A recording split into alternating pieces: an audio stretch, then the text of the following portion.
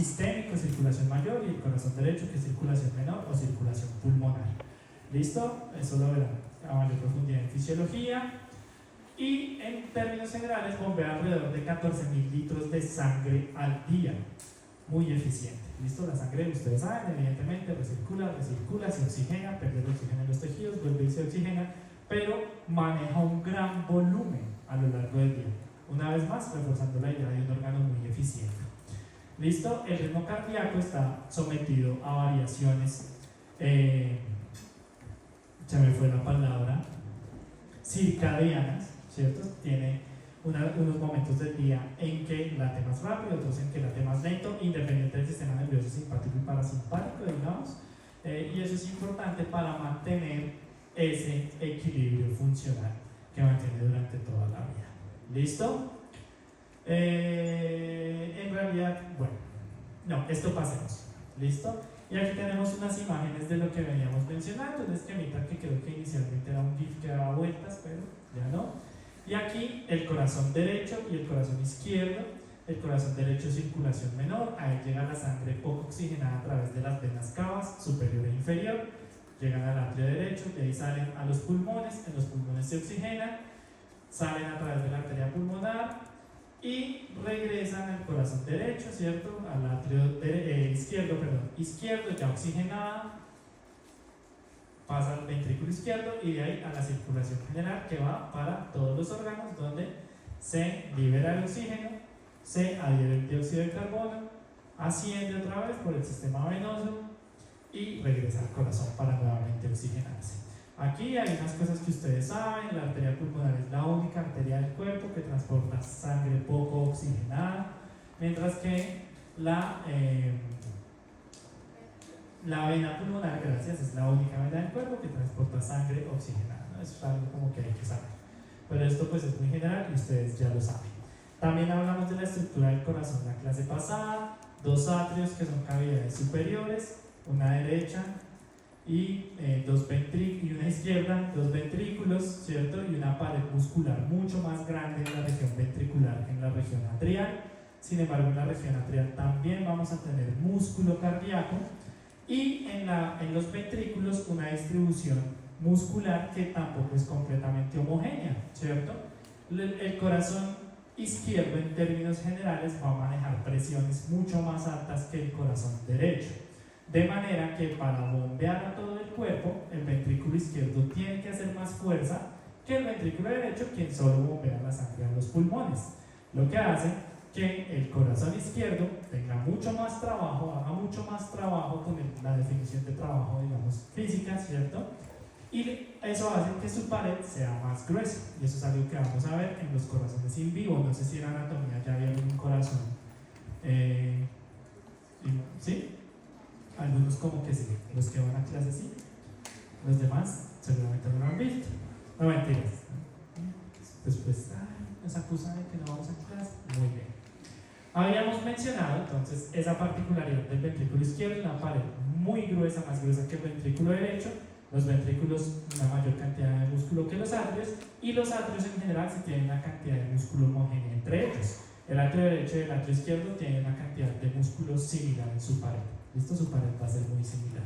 Habíamos hablado de una separación entre los atrios, ¿cierto? Que va a ser el tabique atrial o la separación atrial, y un tabique ventricular que separa ventrículo derecho de izquierdo y que es completamente muscular, por donde discurre el sistema eléctrico del corazón. Y la otra generalidad que es importante reconocer es que para que la sangre pase de una cavidad a la siguiente, es decir, del atrio al ventrículo o del ventrículo a la arteria que sigue, siempre va a tener que atravesar una válvula. Mencionábamos que la válvula entre el atrio derecho y el ventrículo derecho es la válvula tricúspide, entre el atrio izquierdo y el ventrículo izquierdo es la válvula mitral, entre el ventrículo izquierdo y la arteria pulmonar va a ser la válvula pulmonar que vemos aquí, y detrás de ella, que no se ve en esta imagen, es derecho, dije izquierdo, derecho, del ventrículo derecho a la arteria pulmonar, la válvula pulmonar, y del ventrículo izquierdo a la arteria aorta, la válvula que no está aquí detrás, que no está visible, que está aquí detrás, que se llama la válvula aórtica. ¿Listo? La válvula pulmonar y la válvula aórtica reciben el nombre conjunto de válvulas semilunares, ¿vale? Muy bien. Y luego hablamos de los vasos. Aquí la circulación mayor y menor, que ya mencioné, no me voy a detener en esto una vez más, o rápidamente.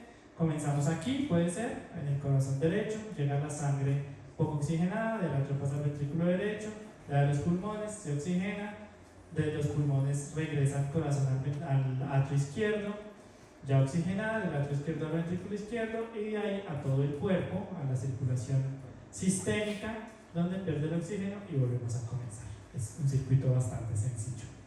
¿Listo? Esta red, bueno, aquí me sirve. Aquí vamos a hacer un zoom en qué ocurre en los tejidos periféricos, ¿cierto? En el músculo, en el riñón, en el órgano que ustedes quieran, en cerebro, en ojo. ¿Listo? Y si hacemos suma a esto, nos encontramos con algo que vamos a llamar el lecho microvascular. ¿Listo? Ese lecho microvascular está, como ustedes se dan cuenta, comenzamos en una arteria y terminamos en una vena. El lecho microvascular es lo que comienza después de la arteria más pequeña. Más adelante en estas sesiones, no en esta pero en la siguiente, vamos a hablar cuál es la definición histológica que delimita el cambio de arteria a arteriola. Pero por ahora pues sabemos que las arteriolas son vasos muy pequeños que se dividen en los vasos más pequeños que tenemos, que son los capilares o red capilar. Los capilares muy pequeños, su diámetro escasamente alcanza para que pase un eritrocito. Los eritrocitos pasan en fila por dentro de los capilares. Eso tiene una razón de ser, y es que todos hagan o la inmensa mayoría hagan el intercambio de oxígeno y dióxido de carbono. Si pasara más de uno simultáneamente, pues uno no lograría hacer ese intercambio, ¿cierto? Solo los que estuvieran en la periferia. Pero la red microvascular de capilares es tan pequeña que pasan alineados, todos tienen la oportunidad de hacer ese intercambio, y pues cuando lo hacen pasan a transportar dióxido de carbono, perdieron el oxígeno y pasamos a llamarlo sangre poco oxigenada. Los capilares se van a reunir en unas estructuras que se llaman vénulas. Inicialmente, la primera porción después de la red capilar lo vamos a llamar la vénula postcapilar. Luego esta tiene unas particularidades, ahí también se favorece el intercambio de algunas moléculas de mayor tamaño que el oxígeno. Y luego las vénulas postcapilares se organizan en vénulas de mayor tamaño, hasta que pasan a ser venas. Más adelante también diremos cuáles son los criterios para pasar de vénula a vena. ¿Listo? Pero lo importante, y el mensaje de esta diapositiva, es que reconozcan que el lecho microvascular va desde la arteriola hasta la vénula, todos los vasos que están entre ellos, y que es en la red capilar, que es el centro de esa microvasculatura, donde ocurre el intercambio de oxígeno y dióxido de carbono. ¿Listo? ¿Sí, señor? Células musculares. ¿Listo? Pero vamos a tener al final de cardiovascular una sesión que es solo de vasos sanguíneos. Entonces vamos a hablar de todos estos detalles. Esto es la generalidad. Las redes capilares tienen unas particularidades que son importantes que ustedes reconozcan. Entonces aquí, perdón, me devuelvo un segundo, vamos de arteriola a capilares, de capilares a vénulas, y en ese sitio ocurre el intercambio de oxígeno y dióxido de carbono. Pero vamos a tener unas redes particulares que tienen dos redes capilares. Cuando tenemos un sistema vascular en el que tenemos dos redes capilares, ese sistema se llama un sistema porta. ¿Listo? Y ese sistema porta lo vamos a dividir en arterial o venoso, dependiendo si el intercambio ocurre en la primera red capilar, el intercambio de oxígeno y dióxido de carbono, o si ocurre en la segunda red capilar. Si el intercambio ocurre en la primera red capilar, ¿dónde está aquí? Bueno, entonces, perdón, voy a las gráficas. Aquí tenemos un sistema normal, arteriola, red capilar, ahí ocurre el intercambio de oxígeno y dióxido de carbono, y vénula. Listo. Aquí tenemos un sistema porta arterial, se llama. Tenemos una arteriola que vamos a llamar arteriola aferente, primera red capilar, y en esa red capilar no hay intercambio de oxígeno y dióxido de carbono.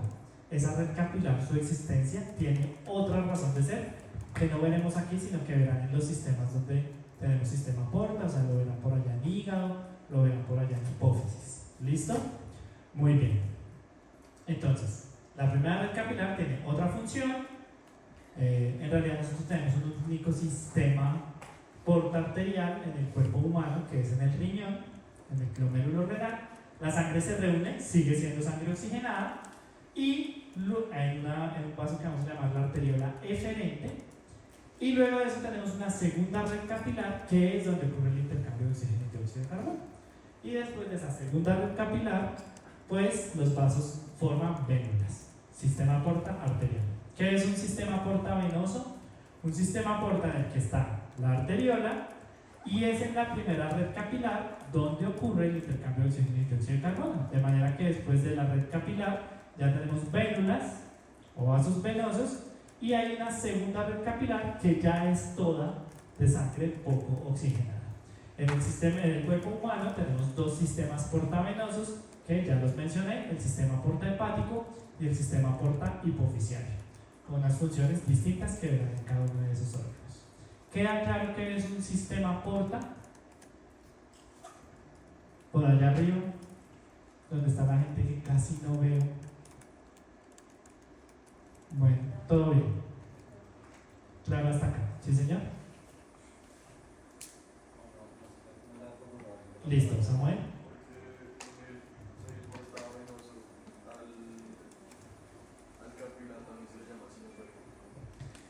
No señor, no necesariamente.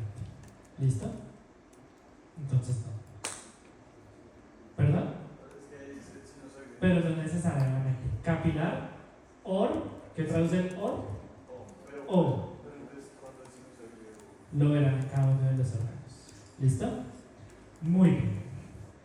Aquí hay algo supremamente importante para la medicina en general, para la práctica clínica que ustedes van a hacer a futuro. Y es que tenemos una gráfica del nivel de presión que reciben los vasos versus qué vaso tenemos. Entonces ustedes saben que la presión arterial, sus cifras son muy famosas, 120/80, 120 sistólica, 80 diastólica.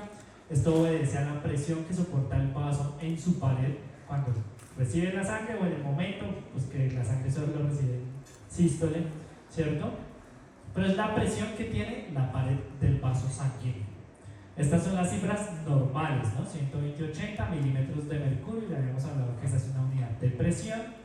Y las arterias, en casos patológicos o no patológicos, también hay algunos fisiológicos, estrés fisiológico, ejercicio, pues esa presión sube, ¿cierto? Yo la presión más alta que he visto en mi vida ha sido como 250-140. Estamos ante un riesgo de una falla inminente, de una ruptura, pero pues hasta ahí el vaso todavía aguanta. Ha aguantado mucho. ¿Listo? Esa presión es distinta dependiendo del vaso donde estemos, y eso va a ser muy importante para mantener la homeostasis. ¿Cuáles son los vasos que soportan la presión más alta? Las arterias grandes. Nosotros vamos a ver más adelante, pero lo adelanto, que tenemos tres tipos de arterias dependiendo de su tamaño y sus características histológicas. Los vasos más grandes se llaman arterias elásticas grandes. Todas las que tienen nombre: la aorta, las carótidas, la femoral, la radial, la cubital. Ya vieron, no, ustedes son seguros, ustedes no han visto el miembro superior y el miembro inferior. Todos esos vasos que van a ver el miembro superior y el miembro inferior, todos esos vasos son arterias elásticas grandes. ¿Listo? Soportan las presiones más altas. Luego pasamos a arterias que se llaman medianas musculares, que reciben una presión casi igual, si ustedes se dan cuenta, ¿cierto? Y las arterias pequeñas, la presión ha disminuido muy poco. ¿Y qué ocurre en las arteriolas? Miremos. En las arterias, ¿de quién es ese ringtone? Estoy como disperso, está súper de los 80s. Me encantó, es para que el que le haya sonado me lo pase. ¿Listo? En las arteriolas, miren qué ocurre. Hay un gran descenso de la presión arterial. ¿Por qué? Porque si los capilares recibieran grandes presiones, se romperían. ¿Listo? Y la red capilar es sumamente importante porque es donde ocurre el intercambio de oxígeno y dióxido de carbono. Así que aquí aparece un punto fundamental de la salud y de la fisiología del sistema cardiovascular, y es que los vasos moduladores de la presión arterial, o que descienden la presión arterial, o encargados de regular la presión capilar, son las arteriolas. Esto es algo bien, bien importante, ¿sí señor? luego lo veremos. ¿Listo? Estamos en generalidades. ¿Qué es importante aquí? Después de las arteriolas tenemos un sistema de baja presión. Capilares ya manejan presiones muy bajas, de alrededor de 10 milímetros de mercurio, y todo el sistema venoso va a manejar unas presiones muy inferiores, lo que va a favorecer algunas de sus funciones y lo que va a determinar unas características histológicas de su pared completamente distintas a las características histológicas arteriales. Aquí quiero hacer un recordatorio, y es que recuerden que la histología siempre está dispuesta a la función del órgano, y pensar que así la histología es mucho más fácil, entendiendo por qué es así, no aprendiéndose cómo es. ¿Listo? De memoria. Van a ver que entre vasos venosos y vasos arteriales vamos a tener unas grandes diferencias histológicas que están a favor de que aquí se tolere presión y aquí se manejen grandes volúmenes. ¿Listo? Dímelo.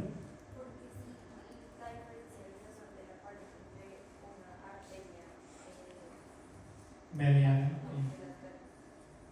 elástica, sí.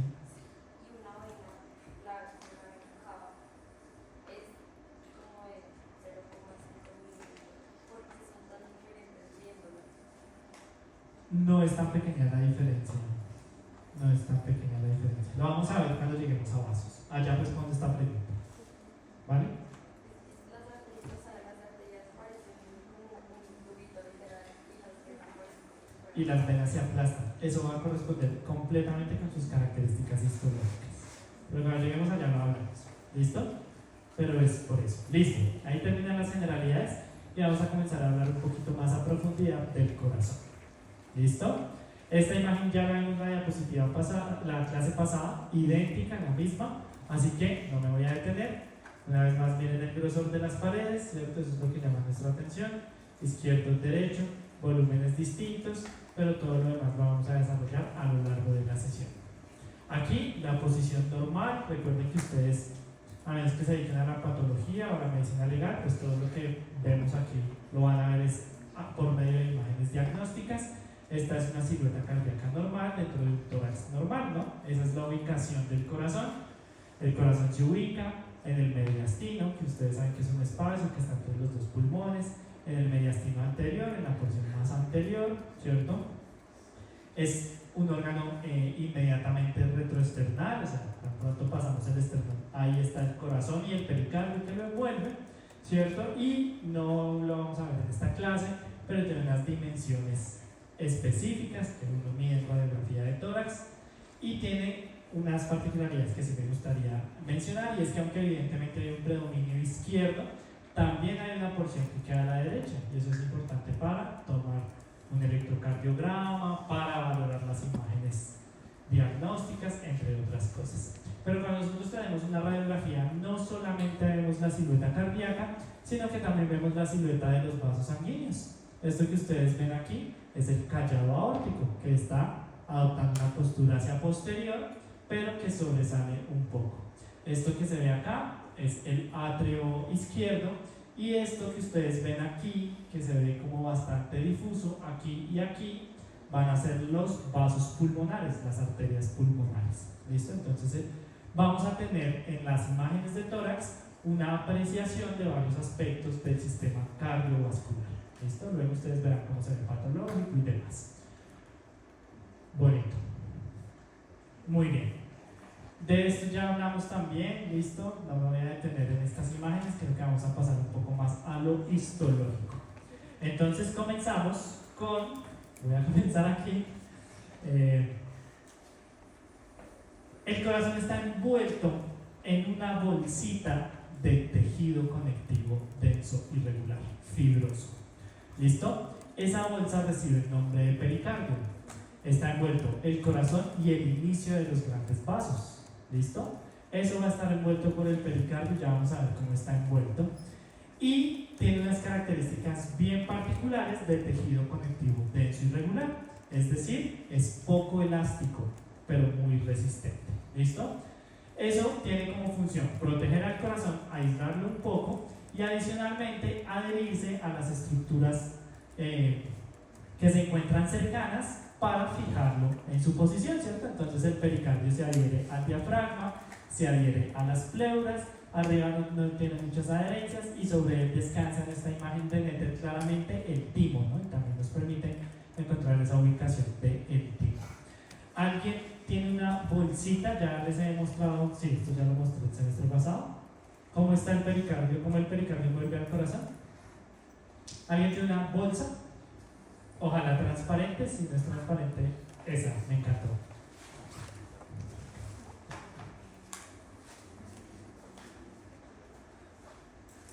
El pericardio, este es el pericardio.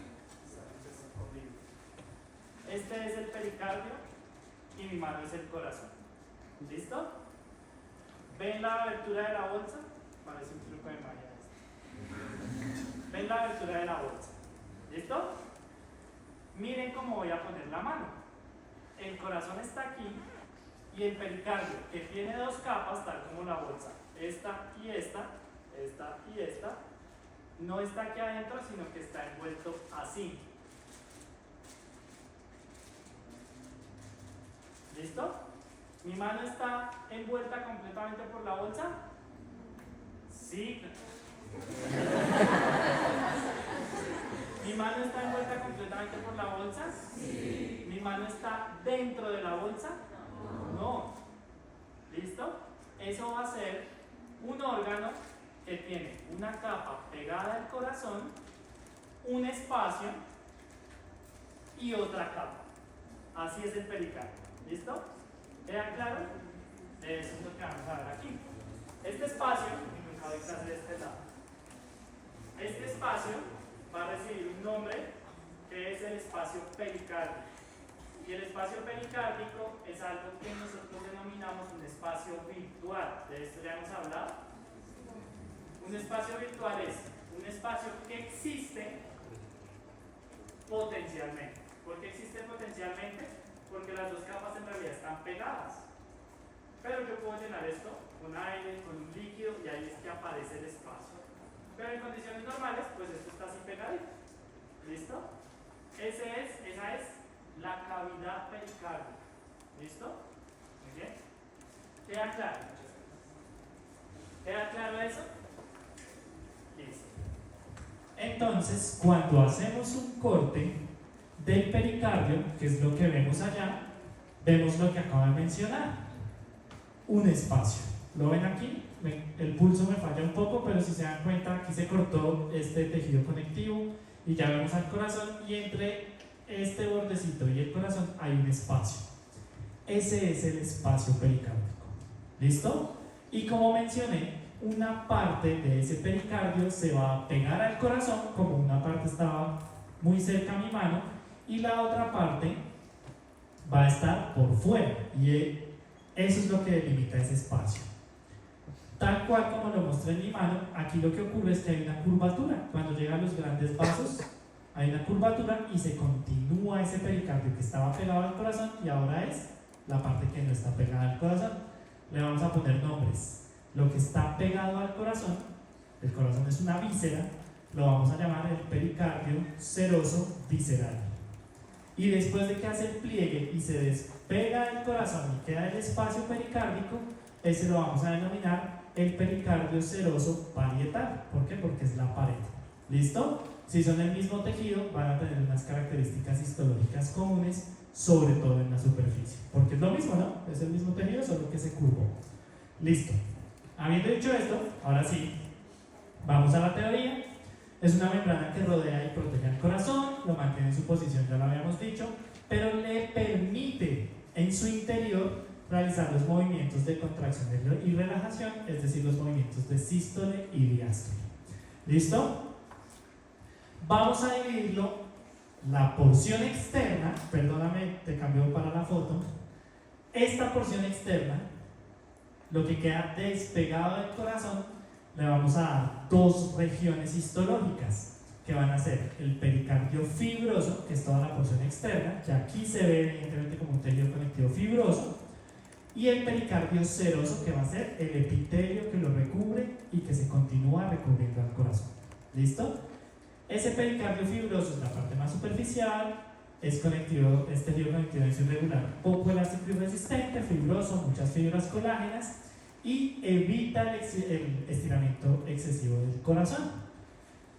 Pero, así como evita que el corazón se expanda de más, tiene algunos problemas cuando comienza el líquido a ocupar el espacio pericárdico. ¿Listo? Caso de la vida real, desafortunadamente ustedes saben, para nadie es un secreto que vivimos en un país violento. Entonces en Colombia se ve mucho que este espacio pericárdico es ocupado por sangre después de herida por arma cortopunzante.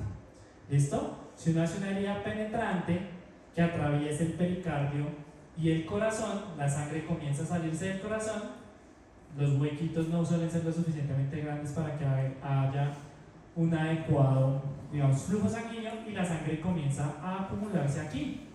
Como el pericardio fibroso es poco elástico, lo acabo de decir, no se va a estirar, sino que ¿qué va a comenzar a hacer? A limitar los movimientos cardíacos. Esa patología se llama un taponamiento cardíaco. ¿Listo? Puse el caso de que ocurre por sangre, pero también puede ocurrir por otras cosas menos violentas, por pericarditis y por otras enfermedades. Dímelo. ¿El espacio pericárdico es lo mismo que la cavidad pericárdica? Sí. ¿Listo? Muy bien. Pongo ese ejemplo que es un poco impactante, pero es para que recuerden que ese pericardio fibroso es poco elástico y muy resistente. ¿Listo? Primero limitar los movimientos cardíacos antes de distenderse. El pericardio seroso es el más profundo y va a recubrir toda la superficie de ese pericardio fibroso, la superficie interna, y va a recubrir toda la superficie externa del corazón. ¿Listo? Y es el que va a hacer el pliegue. Por tanto, vamos a tener una doble capa. Y ya mencioné la parietal adherida a la pared, al pericardio fibroso, la visceral adherida a la superficie del corazón. Y es entre esa región donde vamos a tener el espacio pericárdico. Ese espacio pericárdico tiene una particularidad, o más bien, ese pericardio seroso tiene una particularidad, y es que es un mesotelio. Un mesotelio es un epitelio que tiene una capacidad secretora, de manera que secreta un líquido seroso. ¿Listo? Un líquido seroso es un líquido bastante acuoso, pero que tiene una porción proteica. ¿Listo? Tiene la capacidad de liberar ese líquido, y es más, lo libera todo el tiempo, solo que ese líquido no se acumula porque también es absorbido por ese epitelio. ¿Para qué se produce ese líquido? Pues para disminuir la fricción en cada latido entre el corazón y el pericardio, ¿cierto? Entonces hay una película de líquido seroso que recubre todo el tiempo todo el pericardio seroso, llamémoslo. ¿Listo? El problema es cuando hay mucho líquido, pero normalmente hay una cantidad inferior a 15 mililitros de líquido pericárdico. ¿Listo? Ahí. ¿Queda claro? ¿Hasta acá? Muy bien. Aquí las imágenes de las que ya hablamos y ya explicamos el pericardio. Aquí, por si a alguien no le ha quedado claro, entonces hacemos un corte transversal del corazón incluyendo el pericardio, hacemos zoom en esta región y ¿qué vemos? Miren la porción superior, todo esto es el pericardio, lo que vamos a llamar propiamente pericardio, que lo vamos a dividir en dos regiones: la externa, que va a ser el pericardio fibroso, tejido conectivo irregular; la interna, que va a ser el pericardio seroso parietal, mesotelio productor de líquido seroso. Aquí se ve el espacio, miren, ¿cierto? Espacio pericárdico, y de aquí para allá ya es pared cardíaca, y la primera capa, la superficie del corazón, va a ser ese mismo mesotelio que vamos a llamar pericardio seroso visceral. ¿Sí, señor? Sí, señor. Ya, el epitelio no. Ya vamos a ver que en el corazón, por debajo de ese pericardio seroso visceral, tenemos un tejido conectivo más bien laxo que hace parte del epicardio, y todo eso lo vamos a llamar epicardio. ¿Listo? Muy bien. Y ya la pared muscular y todo lo demás que ustedes ya ven. Claro hasta acá.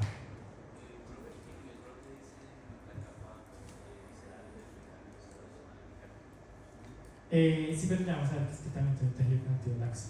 Ya. Sí, son cosas diferentes. Ah, sí, son cosas diferentes. ¿Listo? Muy bien. Y aquí ya tenemos una imagen histológica. Esta imagen histológica es del corazón. ¿Qué vemos? La superficie, un epitelio. ¿Qué epitelio ven?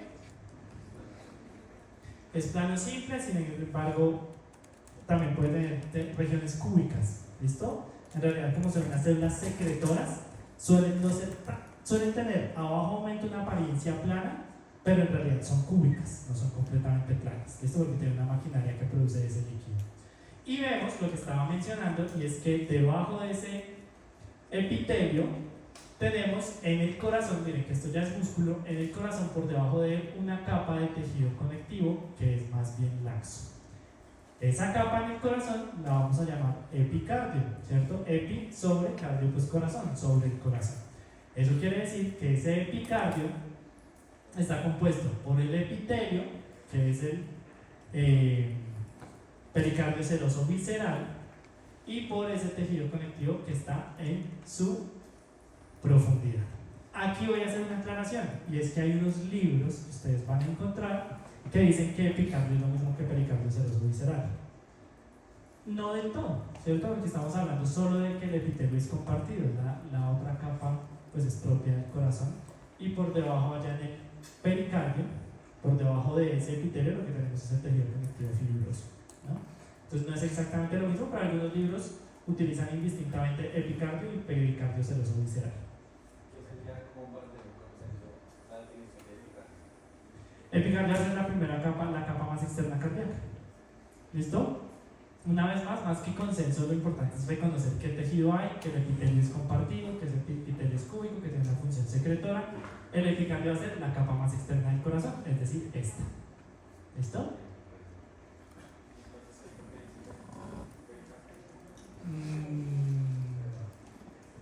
Precisamente la imagen es acá de un libro que los maneja indistintamente.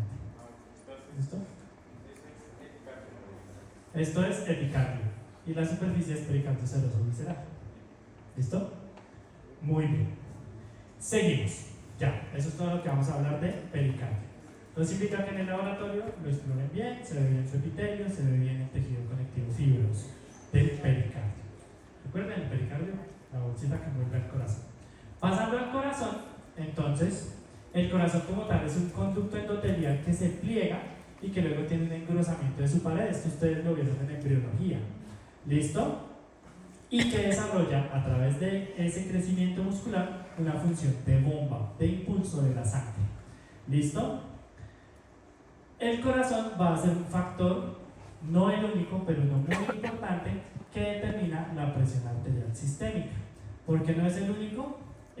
No voy a entrar en detalles de esto, pero pónganle cuidado y relacionen esto cuando vean por allá en fisiología, que es la precarga y la poscarga. ¿Listo? La poscarga va a ser, en términos generales, la presión con que la sangre sale del corazón y es recibida por las arterias.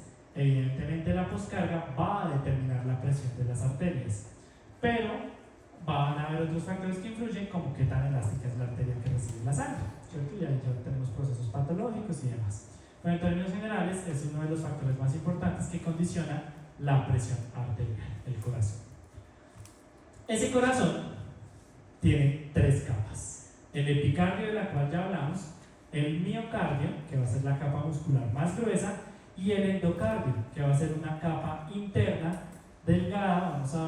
Ahorita vamos a ver que en realidad vamos a agregar una capa que es el subendocardio en algunas regiones, pero el endocardio va a ser el epitelio que está en las cavidades cardíacas, ¿cierto? Que está en el interior. Si quieren, por ahí veo gente cabeceando, tienen 2 minuticos para ir al baño, vuelvan en 2 minuticos y seguimos. ¿Listo?